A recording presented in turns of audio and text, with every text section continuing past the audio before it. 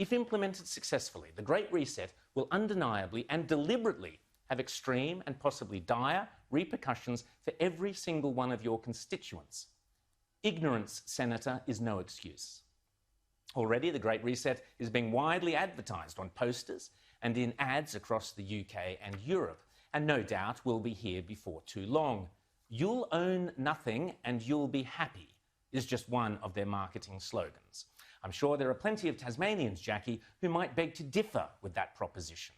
So let me fill in the blanks for you, Jackie. The plan involves replacing shareholders of big companies with stakeholders who happen to be left-wing bureaucrats and climate change zealots. Replacing mum and dad small businesses and private enterprises with big tech and big business. Mrs. Kafup's share portfolio is out.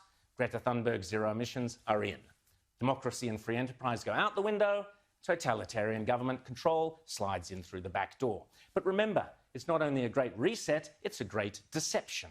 Because in order to get everyday people like you and me, Jackie, to surrender many of the rights and freedoms we currently take for granted, the repeatedly stated aim of these organisations is to deliberately use COVID as an excuse, to use all the political and authoritarian tools, as Prince Charles puts it, that are currently being used around the world to eradicate the virus, such as lockdowns, exclusion zones, forced closure of businesses, heavy fines, making protesting illegal, and so on, but now to eradicate carbon emissions.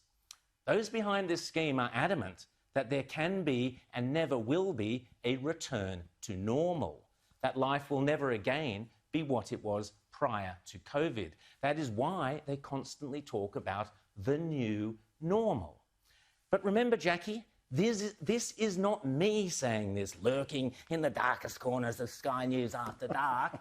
This is them saying it, the people with the power and the means and the obsessional desire to do it. And they keep telling us again and again precisely what they have in store. Now is the historical moment, the time, not only to fight severe virus, but to shape the system. We have a unique but rapidly shrinking window of opportunity to learn lessons and reset ourselves on a more sustainable path. It is an opportunity we have never had before and may never have again. So we must use all the levers we have at our disposal, knowing that each and every one of us has a vital role to play. The Great Reset is a welcome recognition that this human tragedy must be a wake-up call. It is imperative that we reimagine, rebuild, redesign, reinvigorate and rebalance our world. Rebalancing investment, harnessing science and technology, and advancing the transition to net zero emissions, all elements of the Great Reset, are fundamental to building the future we need. And if it's still not clear, Jackie, maybe Santa could pop this little gem into your Christmas stocking. The book written by World Economic Forum boss Klaus Schwab himself, setting out precisely how the most powerful forces in the world are lining up to use the COVID-19 crisis as a pretext for introducing a new climate change-focused one world economy that will strip away property rights and basic democratic rights. They are not hiding this stuff, Jackie. They are shouting it from the rooftops. Even more reason why your ignorance is inexcusable. Indeed, here's Prince Charles only a couple of days ago wearing a poppy and disgracefully using the symbolism of Remembrance Day to push this same eco-fascist, globalist, totalitarian agenda.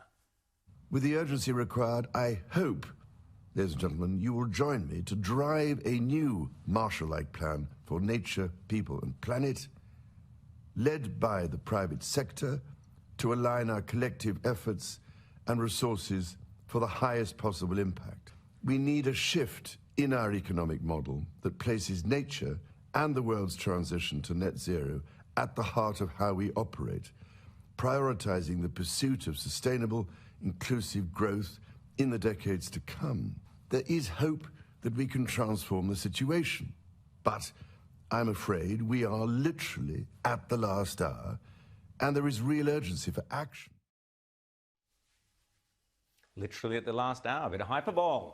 On a side issue, Prince Charles is now acting in a flagrantly political manner, aligning himself with the global political and business agenda reeking of oligarchies and fascism. This makes Prince Charles clearly unfit for the role of monarch of Britain or Australia, and the Queen must remove him now from the line of succession. This has gone far beyond a joke, and Prince Charles is now no better than the repellent Extinction Rebellion activists who likewise desecrated Remembrance Day by using it for their own shoddy global warming activism. But back to the Great Reset, the World Economic Forum boasts on its website that the only acceptable response to the COVID crisis is to pursue a great reset of our economies, our politics, and our societies. Nothing ambiguous about that, Jackie. And so I say, well done to One Nation Senators Pauline Hanson and Malcolm Roberts for being concerned enough to raise this issue in our federal parliament where it should be raised and where it should be debated. Last week, Senator Hanson put forward a motion for the Australian Parliament to reject the Great Reset. Pretty simple, nothing to lose there. Just simply say, thanks Klaus, but nein danke, it's not for us, and we won't be sending anyone to this year's World Economic Forum. Danke schön. Win-win. Josh, you'll save a fortune in airfares and luxury accommodation all at the same time.